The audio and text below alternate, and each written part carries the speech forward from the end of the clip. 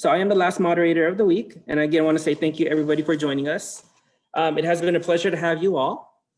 Our next presenters are from CBHA. Now they will be talking about health and wellness. They will be covering topics about confidentiality, routine visits, puberty, sexually transmitted disease, and family planning. These topics will be covered through a conversation and could also be followed up with at home or with your provider, wherever you get your health care. I will be introducing Dr. Prada, Dr. Knebl, and Kristina Chaffee. So I want to introduce again Dr. Francisco Prada, who is originally from Colombia. He obtained his Doctor of Medicine degree from American University of Antigua. He completed his family practice residency in Atlanta. When not caring for patients, Dr. Prada wants to be outdoors. Future plans include exploring the area on a bike. He also frequently volunteers in the community. He also has a strong interest in adolescents' wellness. Loren Knebl studied at Union University in Tennessee, receiving an accelerated track BS and nursing degree. He traveled as a nurse, working in the PICU, NICU, PACU, and pediatric ER departments in various communities. After gaining experience, he attended Indiana Wesleyan University and received his master's in science and nursing as a family nurse practitioner. And lastly, Kristina Chaffee is a third-year medical student at the University of Washington Rural Medicine Program. She's interested in community healthcare and pediatrics, and in her free time, she loves to mountain bike. So without further ado, I'd like to go ahead and introduce again Dr. Prada.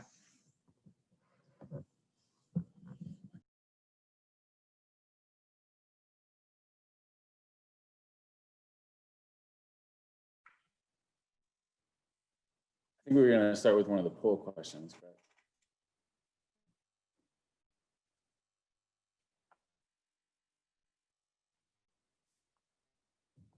Oh, Dr. Prada, you're still muted.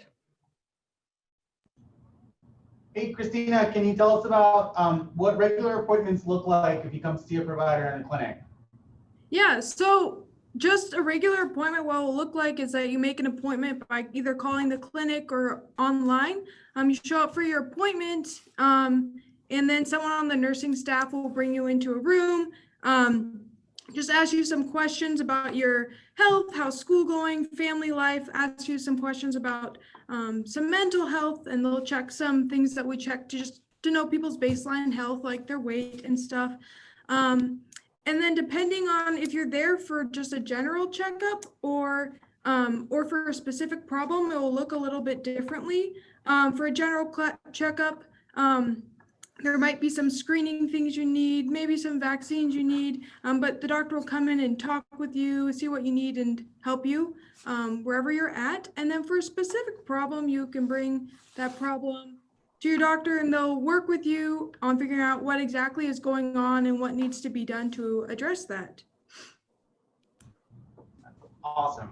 And Loren, so do parents need to be in the room with teenagers when they're seeing the doctor?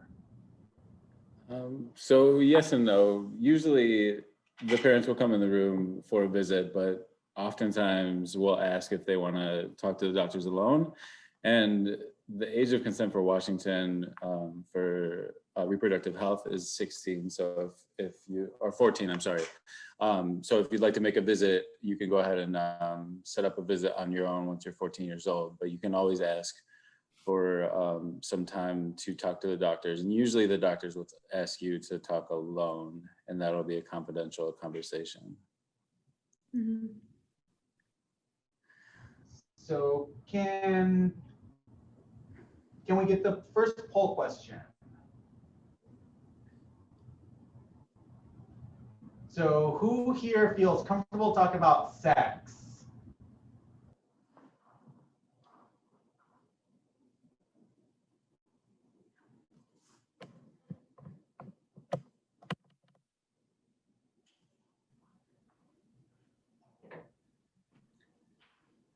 We're waiting on just a couple more participants.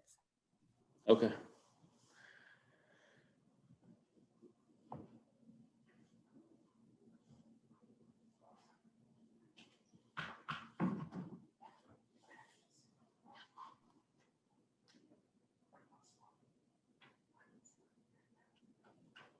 So about 50-50.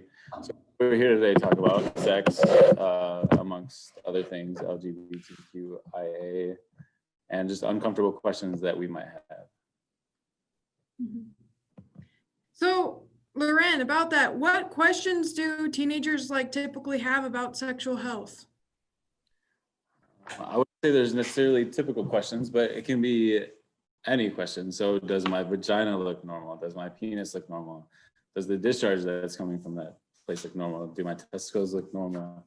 Is my menses or is my period normal with the amount of blood, or is it normal to have a regular period, not every month? All of these things your provider will be comfortable talking to you about, and that's what we're here for, is to have those conversations. And we've seen and talked about those things previously, so we're comfortable, and we're here to make that as comfortable as possible for everyone. And Dr. Prada, when can I talk to my doctor about sex? So there's whenever you want, essentially. We all develop at different speeds and different ages. We're at different places in our development. But at any age, you can talk to your doctor about anything that is related to sex. It is super important, especially if you're going to start being sexually active or you've been sexually active, that you have a conversation with your primary care provider so that they can guide you and screen you, make sure you're not having any sexually transmitted diseases and you're not engaging in things that may not be safe. And just to clarify any questions that you may have about that. The other thing that's related to this in many ways is if you have questions about your gender, your sexuality, you think you're part of the LGBTQIA community, this is a safe place for you. Going to the doctor should feel safe for you to express yourself in whatever way you feel more comfortable with and best identified with. We are super comfortable talking to adolescents about pretty much anything. We've seen it all, heard it all. So nothing is going to scare us. And we're just here to make you feel comfortable and guide you to have a healthy life.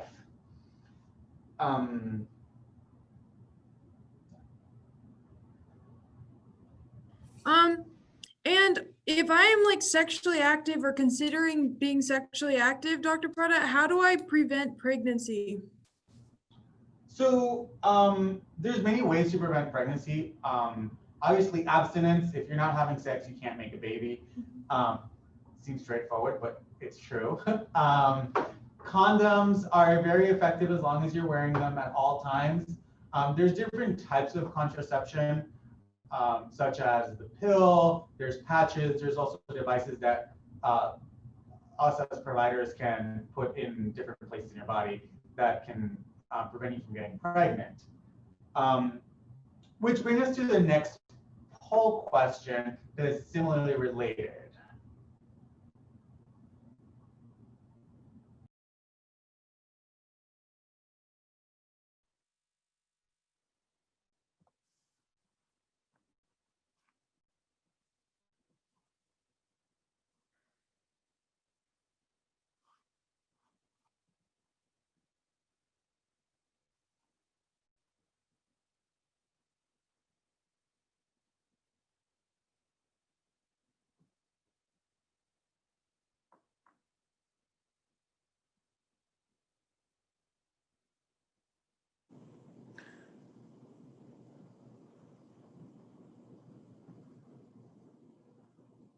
Okay, perfect.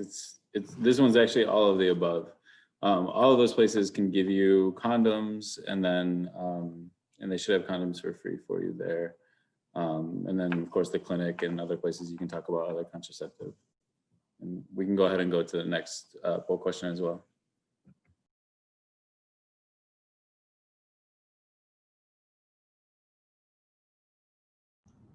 So for this one, make sure you're clicking all the ones that you think are sexually transmitted diseases or sexually transmitted infections.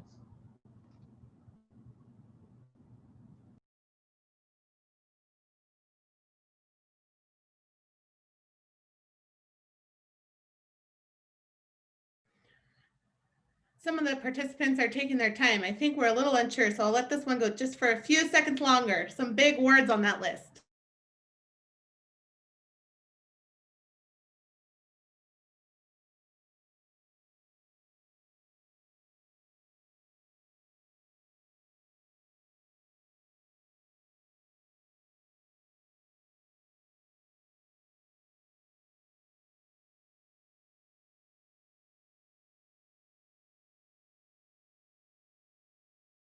All righty, so all of them except the last two are sexually transmitted diseases. Some of these are not as commonly known or heard of, like trichomonas, but gonorrhea is very common. Chlamydia is especially common in central Washington in teenagers. Human papillomavirus, you may have heard it as HPV, and there's a vaccine for it.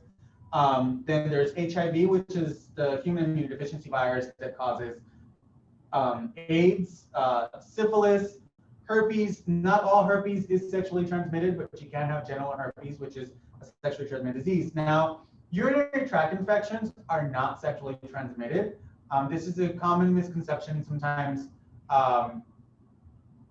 young people and even adults, they think that because they had a urinary tract infection after having sex, that it is sexually transmitted, and they're not sexually transmitted.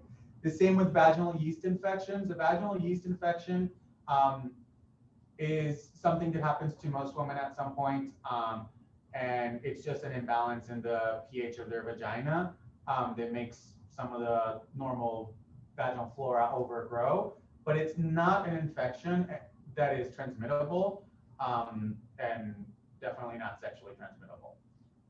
So can we have the next poll question, please?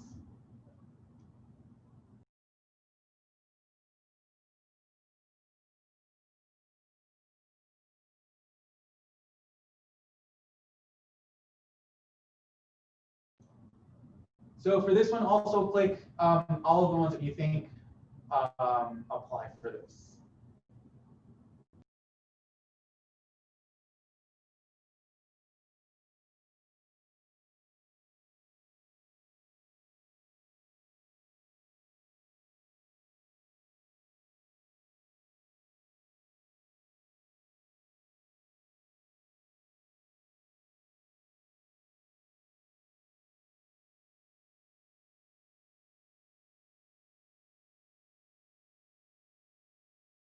All righty. So showering or douching after sex. So that is not a way to prevent transmission of sexually transmitted infections or to prevent pregnancy. So, I mean, for hygiene reasons, showering after sex is fine. Douching should really not be done. And they're definitely, neither of them are going to prevent you from sexually transmitted infections. Condoms and dental dams, so which are what we call barrier contraception, they're really good at preventing sexually transmitted infections, especially if you're using them at all times. And so a condom should be on a penis at all times, whether it's for oral sex, vaginal intercourse, or anal intercourse. And the same with dental dam. If you're having any oral sex, dental dams should be worn over the vagina or the anus. Abstinence obviously works. I mean, if you're not having sex, you can't really get an STD. You don't get an STD from sitting on a dirty toilet or going in the jacuzzi. And birth control pills. So this is a common misconception. Birth control pills do not protect you from infections. Birth control prevents you from getting pregnant, but not from infection, and that is super, super important. Okay, Dr. Prada, when should I be concerned about having a sexually transmitted infection? So yeah, we should worry about having a sexually transmitted infection if you have any symptoms, like you have weird bumps on your penis, or like looks like you have a blister on your penis, your vagina, your anus. Definitely have weird rashes. Any discharge coming out from your vagina, your penis, or your anus. And if you're having really painful sex, definitely come to the doctor to get checked out. And as a rule of thumb, whenever you're sexually active, if you're switching partners or you've switched partners recently, it is really important that we test you for STDs to make sure that you're staying safe and you're keeping your partner safe as well. Excellent. And I have a question for you, Loren. So who can I go to if I don't feel safe in my relationship or even safe at home? Or if I'm being sexually abused or forced to have sex with my partner, who can I talk to about that? So all the providers were trained to talk about these things, and a lot of us have already talked about these things with people regardless of age.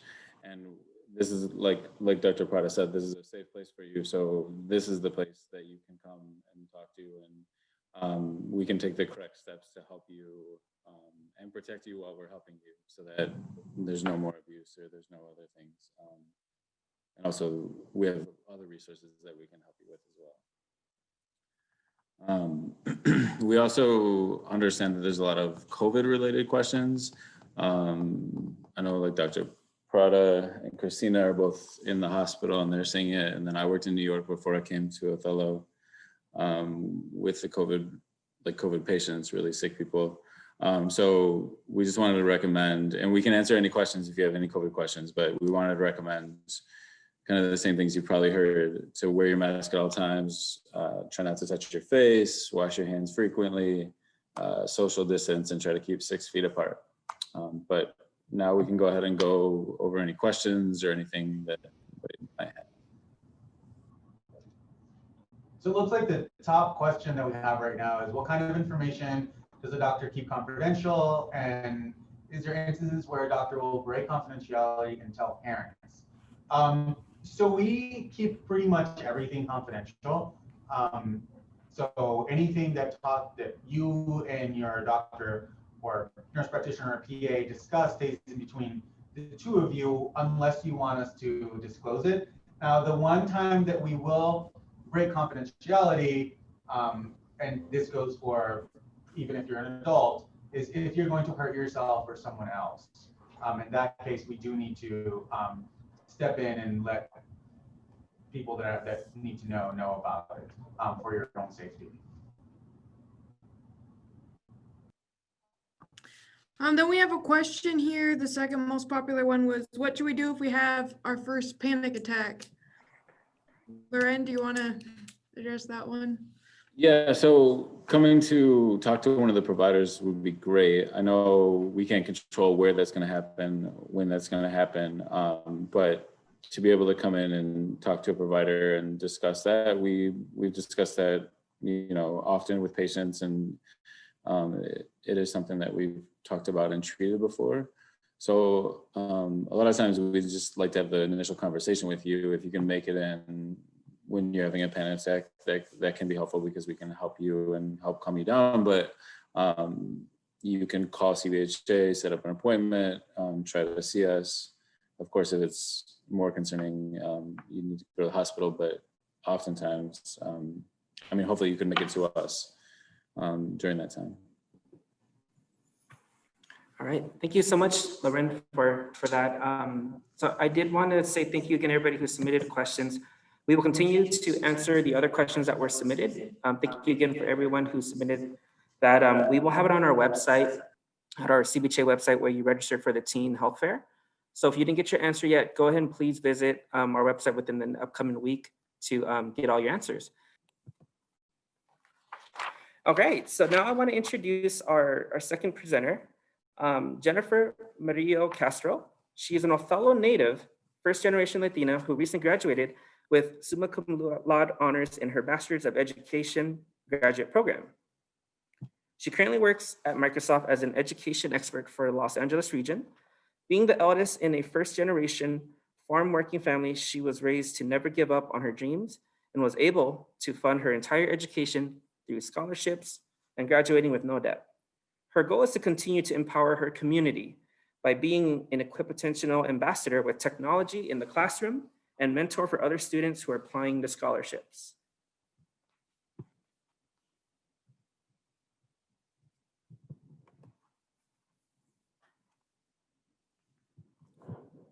Oh, Jennifer, I think you're still muted. Sorry, I have an external mic. So I'm so excited to see everyone and to be able to attend this session. I know that even though, our community is a little bit separated right now during these times, even though I'm personally far away, I'm glad that I can still connect to everyone back home. So without further ado, let's go ahead and get started. I think one of our first questions that we have for the poll is kind of where are your plans for? I know that the slide says how you will pay for college, but in the poll, we have a couple more questions on there. So feel free to add or select any of the choices on there on what you plan to do after high school. We'll give some time for everyone to vote.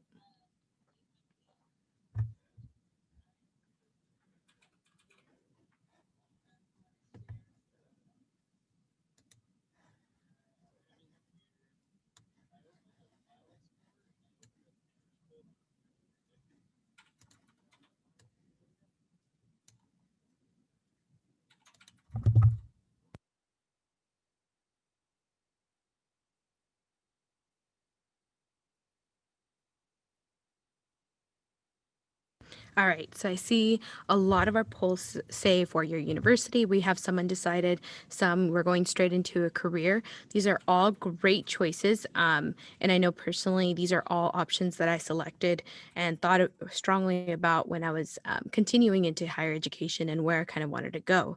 So I'll tell you a little bit about myself. Alex did a great job of kind of summarizing everything on there.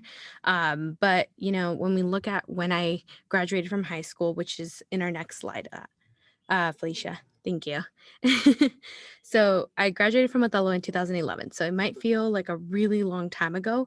And I mean, as we see through the years, 2020 is definitely going to be a long year for us. I then continued and decided to go to the University of Washington, where I double majored, and then after that went to UCLA for a post-bac, and then went to Ashford University, which is now actually University of Arizona, where I completed my master's. And I added on there more because at the time that I was completing this, I wasn't sure if I was going to continue or I was going to take a break. And I mean, this was about, I would say, a month ago, and I've decided to go back and do a master's in IT. So I'm super excited about that. So if you have any questions, you can see that it's definitely a diversity of different tools and resources that I went through. So definitely feel free to ask any questions about that. Our goal today is to kind of understand, what scholarships are, what the process is, if that's something that is for you, and if anything, making your own story competitive.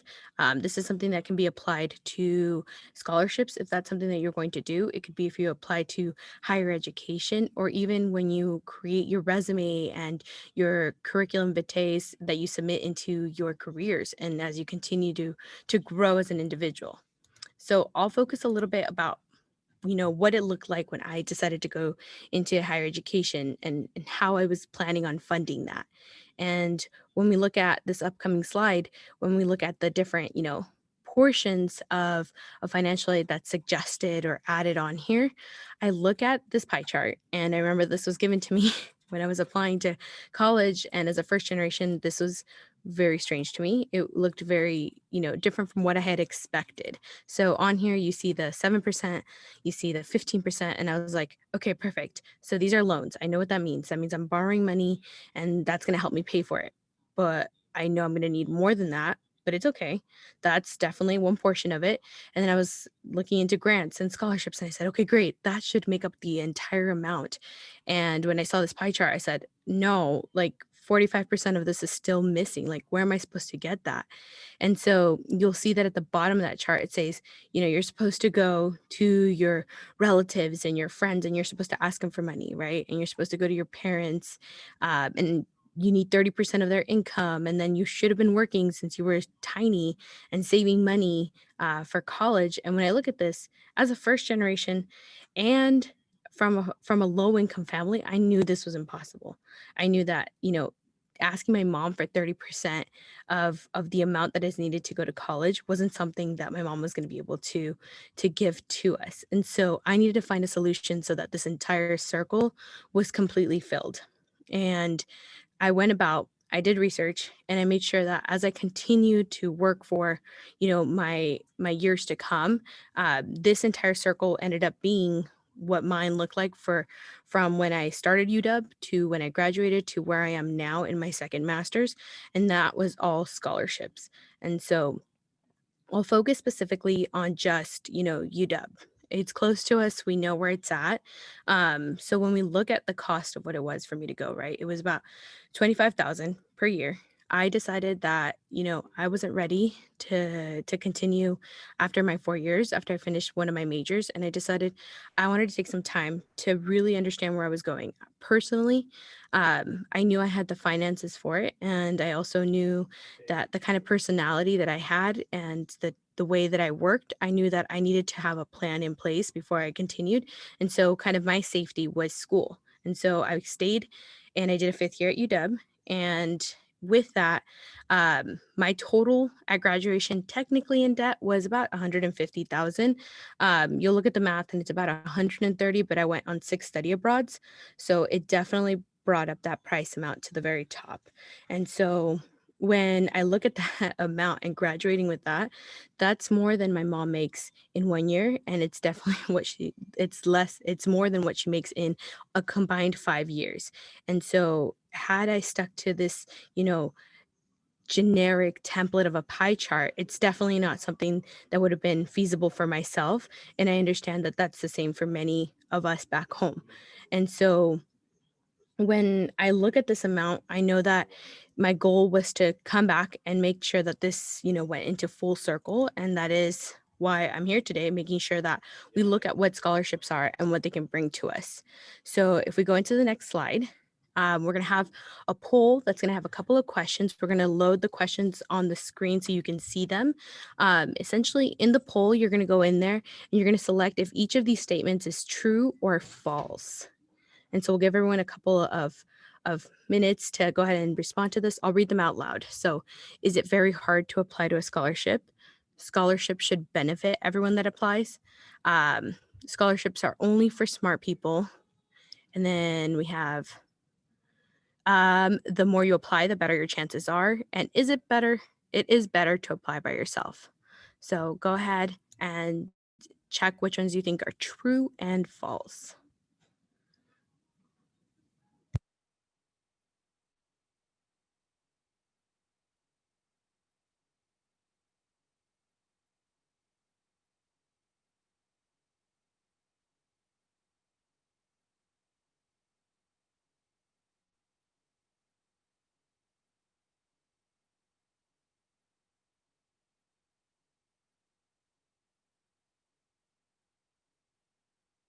All right, so we see a good amount of true and false. So the first one, it is very hard to apply to a scholarship. You say true, we see 8 of you say true and 14 of us say false. That is actually true. It is very hard to apply to a scholarship. And here's why. Because if I was to give you a scholarship, right, and it's a full application, I tell you, here, fill out your name, your last name, and, your transcript and submit it. You would. It's easy. But a lot of those scholarships ask you for an essay, and it's not that it's hard to write an essay, it's that we become lazy, and a lot of it has to do with going and listening to that kind of voice in the back of our head saying, my story's not good enough, or I don't even know how to write my story. And so we just say, you know what, it's easier to just not apply than to do it and then not win. And I kind of wasted my time. So it is hard. I understand it. I remember going through it. I remember sitting down and looking at my first application and being, where do I even start? Where do I even go? I remember I started off with sticky notes and my mom threw away like 2 of them. And I was dying. I was like, I don't even know where I was going with this story. So it's hard and it's understandable. And it's okay to start applying to a scholarship and then take a pause and say, okay, I have no clue where to go from here. That's okay. And that's something that I definitely encourage to reach out to a mentor to help you out in writing that essay. The next one, scholarships benefit everyone that apply. That is true. It benefits every single person. Even if you don't win that scholarship, take it as a rough draft. Okay, great. I didn't win, but this is now a rough draft. I wouldn't have applied to the scholarship, and I wouldn't have written this rough draft without having being forced to submit the scholarship. So use that as your rough draft. And then scholarships are only for intelligent people. That's true. It is. And I'm not talking about grades. I'm not talking about tests. I'm talking about, this is free money that they're giving away. You do know that if a scholarship company, right, for 2020, we don't receive any applications at all.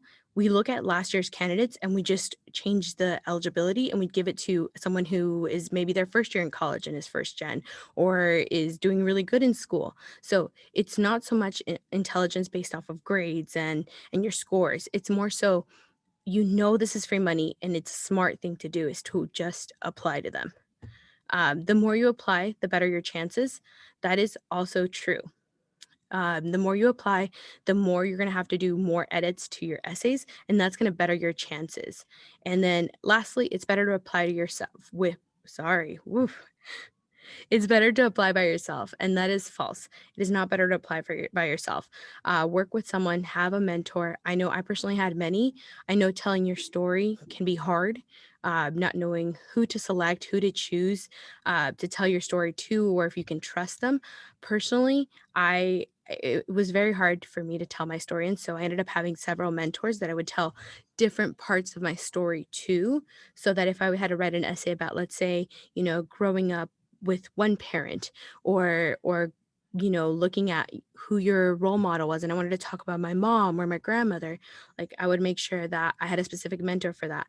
If I had to talk about school and grades and volunteering, I had a different mentor for that. And so if that makes it comfortable to talk about, then definitely do that.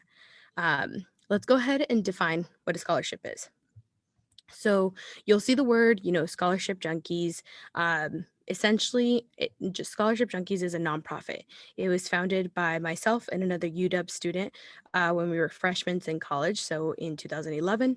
And we did it because we both found out that we applied to a lot of scholarships, like nonstop, and we won some, not all. But the biggest component was that we didn't give up and we wanted to help other students, because either we didn't have a mentor to kind of push us through and compete as strongly for some scholarships, or we just felt that we could outreach to more students because they were reaching out to us to help. So that's what a scholarship junkie is. So what we defined a scholarship is, it's an organization, and that organization is giving a scholarship because it's a financial investment in you and who you are and what you're doing. So always take that into mind when you're applying to, let's say, Coca-Cola or Gates. What do they stand for? Because that's what the scholarship is going to be about. And then when we look at what the criteria is, that criteria is what you're doing with your time. However, don't put grades and test scores aside. Those are important as well. It's important to be well-rounded. But when we look at time, that's what's this list that's coming up. It's going to be your academics, your extracurriculars, your leadership, any adversity that you have. That's all consistent of your time, right? So if I look at like community service, connect it back. Why are you going in and connecting to the specific community service, right? So if we go into the next slide, you'll go ahead and see the list on here, but we'll go through it again a little bit later. We'll look at two important questions. If you have no clue where to start, right, and you don't know what to write about or what to even start drafting, try to answer these questions. Who are you and why do you do what you do? The who are you? Define who you are. Tell me who you are. Don't limit yourself, just write, because you know what? Later on when you're applying to a scholarship, you can look back to this huge essay and just take, chunks of it and create your own, essay from there. And it might be information that is relevant to you now that it won't be as relevant later on, but it made an impact you at one point. So define who you are and what you stand for. And then you can then explain all of those things that you do during your time, right? What do you do and why do you do it? When we go into the next one, if you haven't seen this iceberg before, I know I didn't see it till I was in college, and it really surprised me because I was like, wow, this really does do a great job of defining what it means in these scholarships to write about. You have what others see. That's the top of the iceberg. Everyone, you can write down your academics. If you go to a teacher, they can say, oh yes, this student is in these extracurriculars, they're in these community service. This might not be the complete list, but I know that they're in this. That's what others can see.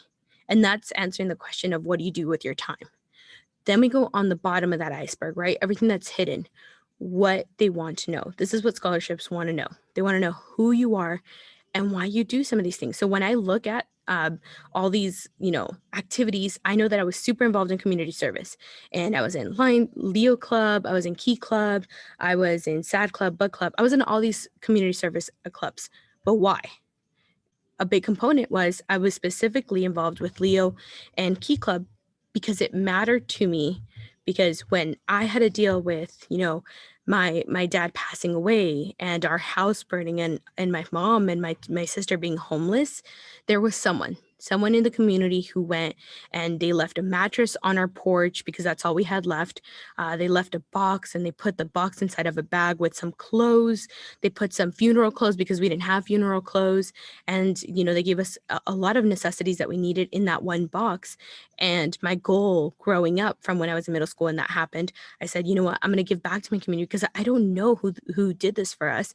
My mom probably did, but I wanted to go out and give back to the community and say, you know what, the only reason people found out about this tragic event was because we're a small community, and it was really in true reality a very tragic event that shouldn't happen to anyone, and that shouldn't be the reason why our community hears about it and knows about it. And so I try to insert myself into many community service activities so I can get to know my community. I can see where we have services that are lacking and try to give back. And that's how you connect those. What are you doing? And then how do you bring it back? What is it in your history? What is it about you, your personality, your family, any of that? How does it connect back to what others see? So that's a huge component of how you can connect those. And when we look at the kindergarten confidence, we were talking about that voice, right? Here's a great example. If I put a unicycle, right? I say, whoever rides this unicycle, that's it, ride it for 2 seconds, maybe 3, I'll give you $1 million. In the poll, put in who would do that? Who would do, if I told you, go ahead and, it's not going to be recorded.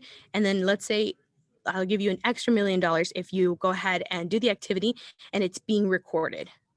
Tell me which one would you do? Would you do both? Would you do only one? Let's see what the poll says.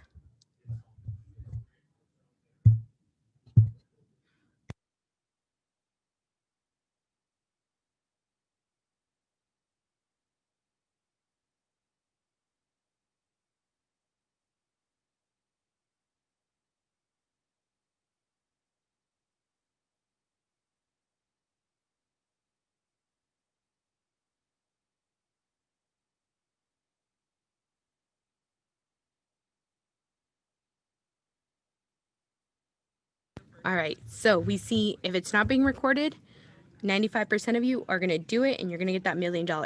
Perfect. However, when I bring in, it's going to be recorded, it's going to be live streamed, that drops down to only 45% of you will do it.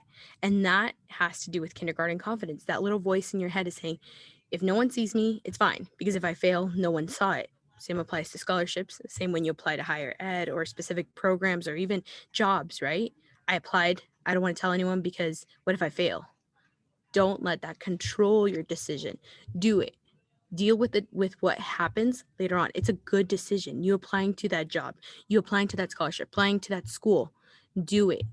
And that's definitely a motto that I've done. I applied to my second master's, and I said, what am I going to do? Like, how am I going to deal with, my job, my volunteering, my family? I already put them through my first master's, and now I'm going back. And I said, if I get accepted, I'll deal with it then, because I can always say no, right? I can always say, nope, I'm good. Believe in yourself. That voice in the back of your head, ignore it. If you need to tell one person that you apply to the scholarship because that's your mentor, then do it. And only tell that one person, but have someone you can trust that can help you. If it's a complete stranger because it's someone from the nonprofit or myself, then do it. Apply and let us know. That way we can help you. We can support you in that. I know that they have this PDF and they're going to send it to you, but the next slide is a bunch of resources that you can apply to scholarships. And then, of course, I have Scholarship Junkies on here. We, again, are all students or have applied to a bunch of scholarships, and we've been successful in it. And so we know as students, and even as a master's students, I don't recommend it, but we know that everyone applies at the last minute, and that's completely okay, because we will get back to your essay within 72 hours. If it's really due within 24 hours and it's a huge, scholarship, just post it on there where someone is assigned to that session for a 24-hour session, and we're not allowed to log off, and we're revising essays nonstop. But when we look at why this nonprofit came to be, it's because we had people who were like myself and like David, who was the co-founder. I personally, feel free to, try to guess in your mind, but I'll go ahead and give you a clue. I personally applied to 396 scholarships. That's a lot. Did I win them all? Absolutely not. I only won about 9% of those. 9% of those scholarships have paid for, I graduated high school since 2011. We said it was a long time ago, right? It's paid for school that long. It allowed me to, continue my 5 years at UW. It allowed me to continue to go study abroad in 6 different countries. It allowed me to then go and do 2 masters, a post-bac. That scholarship is the scholarship application is a freedom. Definitely take full advantage of that. Know that we're definitely here to support at all times, including myself. Thank you for all your great information. There were a couple questions that I wanted to spend the next 5 minutes. Something you can answer some of the questions that we have. Yeah, absolutely. Great. And then for anyone, if we don't get through all the questions, I just want to remind, we will have all the questions and answers up on our website by next week. Okay, so let's go with our question number 1. What if you don't feel you have a good story to write your scholarship essay about? I get that one all the time. Look, everyone has a story, right? You are an individual. You're different from everyone else. If I tell you, hey, you're the same as this person, you're going to say, no, I'm not. And that's true. Take that to full heart and say, you are different. Doesn't mean that just because you don't have this like death in the family, or just because you haven't lost someone or any of that sort, doesn't mean you don't have a story. Your story matters. It's very unique. It's what makes you unique from anyone else. And that's what matters. When I look at like my sister, right? She went through the same like situation where her father passed away. Her essays were never about my dad because she was so young that she doesn't remember the situation. She doesn't remember having him part of our life. She remembers some, when we would go on adventures, but that's about it. All her essays were completely different. It's how she went through, her anxiety, and how she started to develop that. And she talked about it and she said, look, I didn't know how to deal with it, but I knew that, going to specific classes or doing specific activities reduced it. And I didn't even know it was anxiety. So you have a story and it matters. Great, thank you. Mhm. Another question we had was, is GPA, extracurriculars, and classes a huge factor when applying for scholarships? That's a good question. That's a big yes and a big no. And here's why. I don't like it when people answer those questions. But when I look at, for example, the Coca-Cola scholarship, right? You need a minimum of 3.5. But when you're going through the application process, once you make it past the 3.5, then all they look at is activities, right? So it's a mixture of both. Just because you have a bad GPA does not mean that you're not going to qualify for any scholarships. I know Scholarship Junkies, we've seen that, right? I personally failed some classes in college and I said, oh my gosh, like I was really good in high school. Like what happened? So we've taken that into considerations. If you can't find a scholarship, reach out to us. We will find one for you. That's our huge goal, is that there's a scholarship for everyone. And we've also created kind of our own scholarship alongside Microsoft. So Microsoft employees volunteer for Scholarship Junkies. And in that turn, Microsoft donates money to Scholarship Junkies to create scholarships for those who have low GPAs, who are undocumented, etc. So definitely reach out if you need help finding some. Great, thank you again. Looks like we still have about 2 more minutes. I think we do one more question. Jennifer? Yeah. How do I find scholarships for undocumented folks? Ooh, that's a great question. So reach out to me. If you go to scholarshipjunkies.org, we have a whole list where we went and we searched everywhere. I believe our Excel sheet is at 2 workbooks. So if you look at it, it's about 1,000 entries. So definitely look on it. We've definitely verified them, and we can definitely help you apply to those. And I do want to clarify this. Scholarship Junkies is nonprofit. So the essay submission, the essay revision, anything that has to do with submitting an essay or getting advice, all that's free. Because we were students at one point sitting in your seats. We know what it's like. All of that is free. Great. Thank you again so much, Jennifer, for all the information. Yeah, absolutely. So we will, again, I'm excited to have you answer all of our other questions. And again, we will post it. We're excited to share the answers. Again, thank you for all that you do, and best wishes to you in the future. So I'm excited to introduce to you Leonor Barker, the Regional Manager at Opportunities Industrialization Center, OIC. Hi, thanks for the introduction, Alex. I have a hard time saying that one too, and I've been working here for a long time. So I just say OIC. Okay, next. So OIC of Washington is a private nonprofit organization, and some of you may have heard about us because we have a program that helps people pay their utility bills or their light bills. We also have a program that helps pay for people's rent and provides other emergency resources for people in the community. But today I'm going to talk to you about the National Farmworker Jobs Program. Next slide, please. So as I said, we're a private nonprofit, and we get funds from the Department of Labor, which are taxpayer dollars that you, if you have a part-time job or have ever worked, and other people in your life pay. And then those tax dollars are given to us to bring back into the community and support people in improving their lives through education and training. And a lot of people don't know that we exist, so we're always looking for opportunities to share information about our program.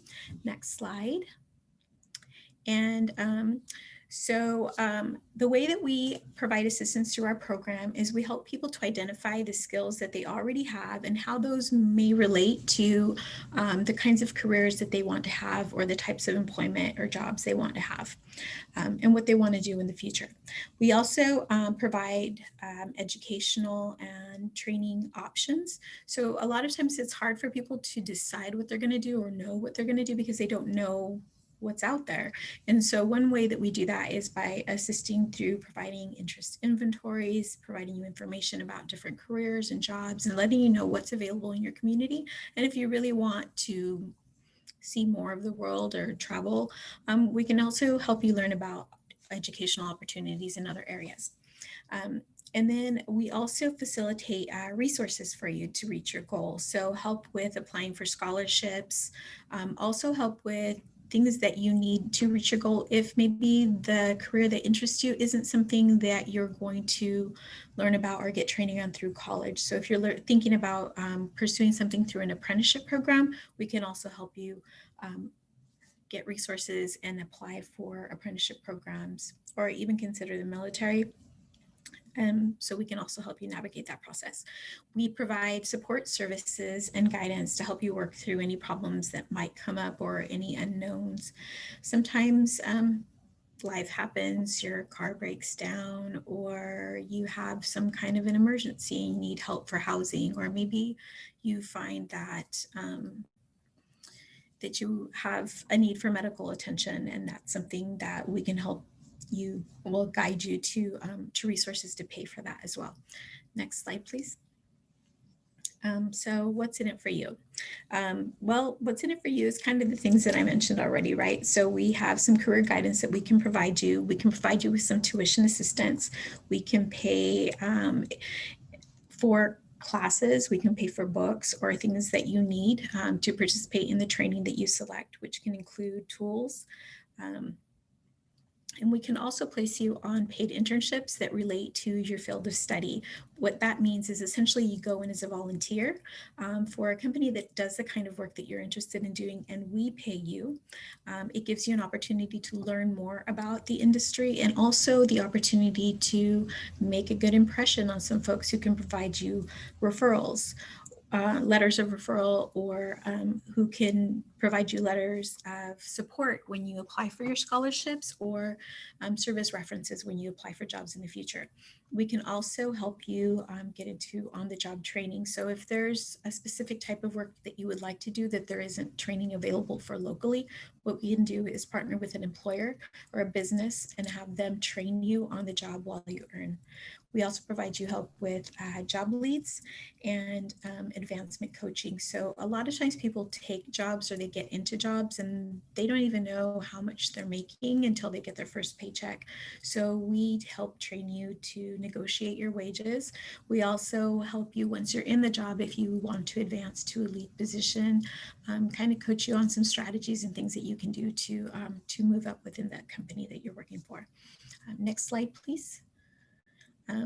So it could sound like it's a little bit too good to be true. There are some requirements for participation in the program. Not everyone is able to participate. We have to be able to verify that you have legal status to work in the United States, and that includes DACA recipients. So if you are a DACA recipient, you can be found eligible for our program. You have to have worked in qualifying agricultural work or be the dependent of someone who works in qualifying agricultural work. So if you worked picking cherries, or if your parents work at a dairy or a feedlot, or work in the fields, you could potentially qualify for the program. You also have to be a member of a low-income family. So if your family receives food stamps, free or reduced lunch, or qualifies for basic health through the state of Washington, you may also meet eligibility. All males born after 1959 have to register with selective services once they turn 18 and before they are 25 years of age. So those are the requirements. If you have any questions about those, I'm happy to answer them. The program expectations are that you will participate if you meet all the eligibility and get started with us through to the point of either going to work or entering higher education or progressing along a career pathway through apprenticeship. And once you start working or get going on the career pathway, we'll follow up with you for about 15 months and ask you to report information on your wages so that we can kind of show the results of the benefits to people who participate in our program. Other than that, there is no cost for participation in our program because all of the services have already been paid for through taxpayer dollars. So I'm located here in Othello, and I serve North Franklin and Adams County.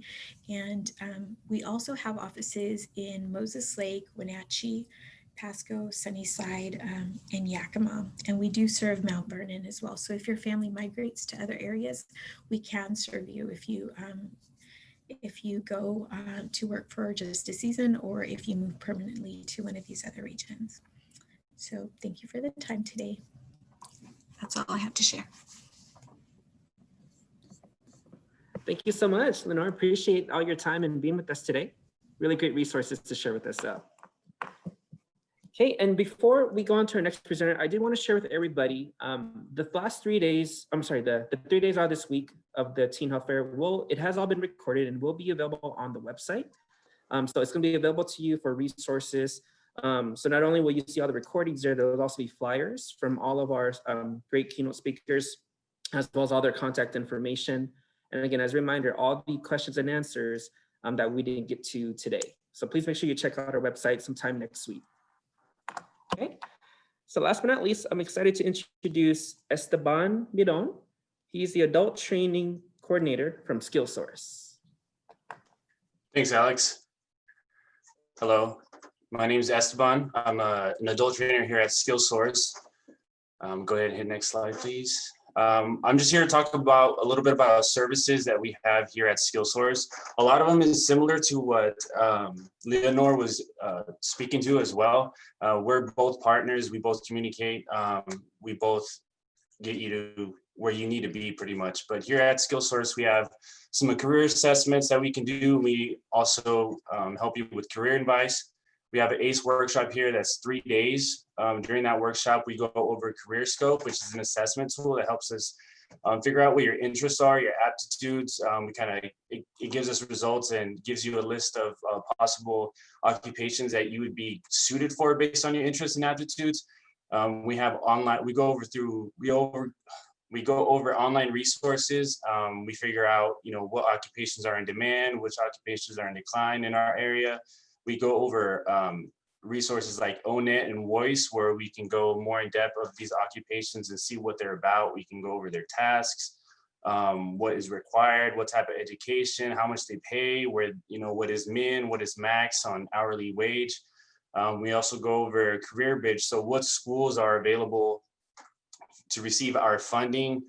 So for example, you want to do CDL, or maybe you want to be able to, fly a drone. What type of programs are out there? We can help you figure those out and see if, they receive our funding.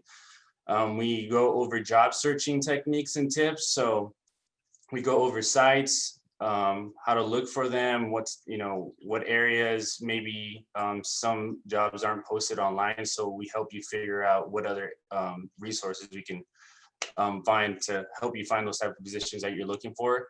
We also have workshops based on communication, customer service, and leadership as well, aside from the ACE workshop, that we can help you, gain some skills for your next position. Next slide, please. Just like OIC, we have on-the-job training as well. So like she said, you can work while you earn, pretty much. We can help you obtain employment with little to no experience. And if you are in this program, we can help you with additional services like clothing if you need it. If you don't have, for example, you're starting office position and you don't have office clothing, we can provide some funding to help you go and get some office clothing so you're dressing up for your position. We can help you with gas as well. So if you need gas for your first week or first 2 weeks of work, we can help you with a little bit of gas. We can help you with tires if your tires are going bad and you need new tires to get to work. We can help you pay for those as well. And if you're starting a position where you need tools, for example, a mechanic, they're asking that you bring your own tools, we can help you pay for up to $1,000 worth of tools as well. So it's pretty awesome. And we guarantee that, when you're going in for this on-the-job training, it's going to lead to a long-term full-time employment. Next slide, please. We also have a vocational training program where it gives you the opportunity to go to a community college to earn an AA degree in eligible fields. We also can help you go to a trade school. So if you want to get a CDL, we can help you with that as well. Other support services that are included within this program as well is we can help you pay for books. We can help you pay for a laptop, a uniform if you need it, if you can go for nursing or something else. We can also help, again, with automobile repairs. Next slide, please. And here at SkillSource, we also have computer-based systems. I know you guys are pretty well and familiar with Word and PowerPoint, I'm assuming. But if you're not familiar with Excel, Google Docs, or QuickBooks, we can help you and get certified in those programs as well. So it's pretty neat. Next slide, please. So how do we get qualified? So we have 2 ways to get you qualified. The first one is a dislocated worker. You must be 18 or over. You must have been laid off or terminated, and you are receiving unemployment benefits. And like Leonor was saying, you must have registered for selective service, and you must be legal to work in the United States. And then we have another way of qualifying you as an adult worker. You must be 18 as well and over. And this one is based on your income, and you must have registered for selective service as well, and you must be legal to work in the United States. Next slide, please. So my contact information is here on site. We have 2 sites here in Moses Lake. I'm currently in Moses Lake now. We have one in Othello as well. I will start going back and forth.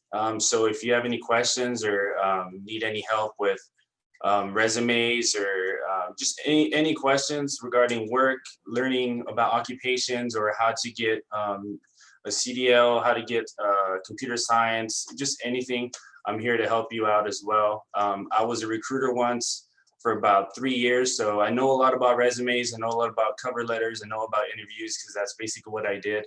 I've looked at 100 resumes, done 100+ interviews, with people. So if you ever need tips or anything like that, feel free to reach out. I'd be more than happy to help you out.